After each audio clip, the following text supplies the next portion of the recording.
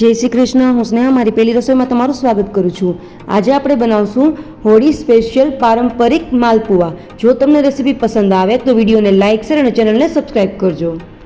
સૌથી પહેલાં આપણે માલપુઆનું બેટર તૈયાર કરવાનું છે. તેના માટે મેં 1 કપ મેંદો લીધો છે. હવે આપણે આમાં 1/4 કપ ખાંડનો પાવડર નાખશું. 50 ગ્રામ માવો નાખશું. તમારે કપથી માપો તો એ 1/4 કપ છે.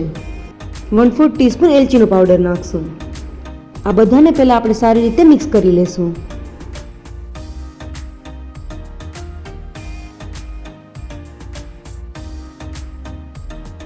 આ બધું સરસ મિક્સ થઈ ગયું છે. હવે આપણે આમાં 1 કપ ગરમ દૂધ નાખશું. આપણે આંગળી વડે ટચ કરી શકીએ તેટલું ગરમ દૂધ આપણે યુઝ કરવાનું છે. આને સારી રીતે મિક્સ કરી લેશું.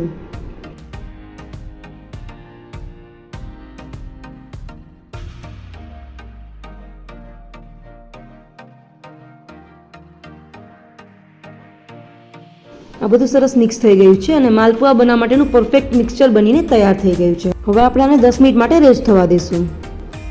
ત્યાં સુધીમાં હવે આપણે ચાસણી તૈયાર કરી લઈશું. તેના માટે આપણે એક પેન લીધું છે. હવે આપણે આમાં 1 કપ ખાંડ નાખશું.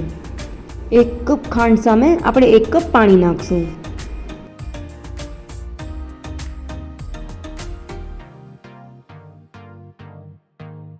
હવે આપણે આને સારી રીતે મિક્સ કરશું અને ખાંડને ઓગળી જવા દેશું.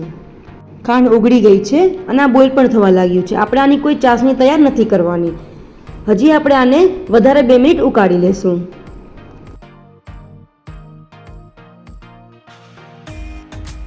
સાથે જ આપણે આમાં 8-10 કેસરના તાતણા નાખી દઈશું.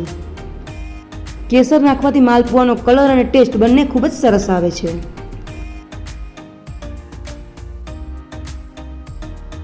આપણે આને સરસ 2 મિનિટ ઉકાળી લીધું છે. તમે જોઈ શકો છો આનો કલર પણ ચેન્જ થઈ ગયો છે. હવે આપણે ગેસ બંધ કરી દઈશું અને આને સાઈડમાં રાખી દઈશું.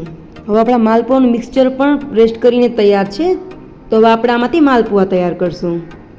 હવે આપણે એક પેન લીધું છે. મેં તેમાં ઘી ગરમ કરવા માટે રાખી દીધું છે.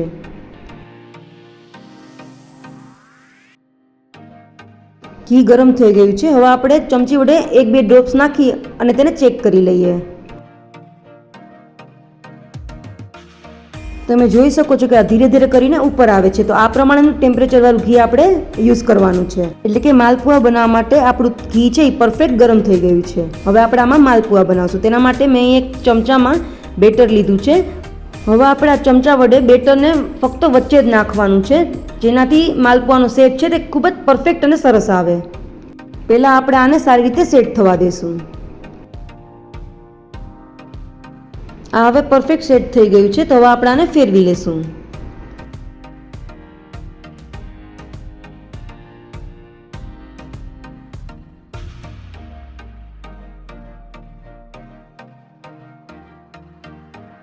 તમે જોઈ શકો છો માલપુઆ ખૂબ જ પરફેક્ટ બન્યું છે ને તેનો કલર પણ ખૂબ જ સરસ આવી ગયો છે.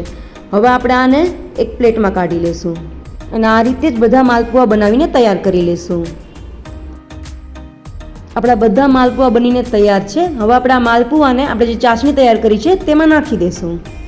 આ સમયે આપણે એ ધ્યાન રાખવાનું છે કે આપણે જે ચાસણી બનાવી છે તે માલપુઆ ડીપ કરતી સમયે થોડી ગરમ રહેવી જોઈએ. જો તે ઠંડી થઈ ગઈ હોય તો તમારે એને ફરીથી એકવાર થોડી ગરમ કરી લેવાની. પછી એમાં આપણે માલપુઆને ડીપ કરવાના. આ રીતે બંને સાઈડ ફેરવીને માલપુઆને ચાસણીમાં ડીપ કરી લેશું. હવે આપણે આ માલપુઆને 2 મિનિટ માટે આ રીતે ચાસણીમાં રહેવા દેશું અને પછી એને સર્વ કરશું. તો બનાવવામાં ખૂબ જ સરળ અને સ્વાદિષ્ટ માલપુઆ બનીને તૈયાર છે.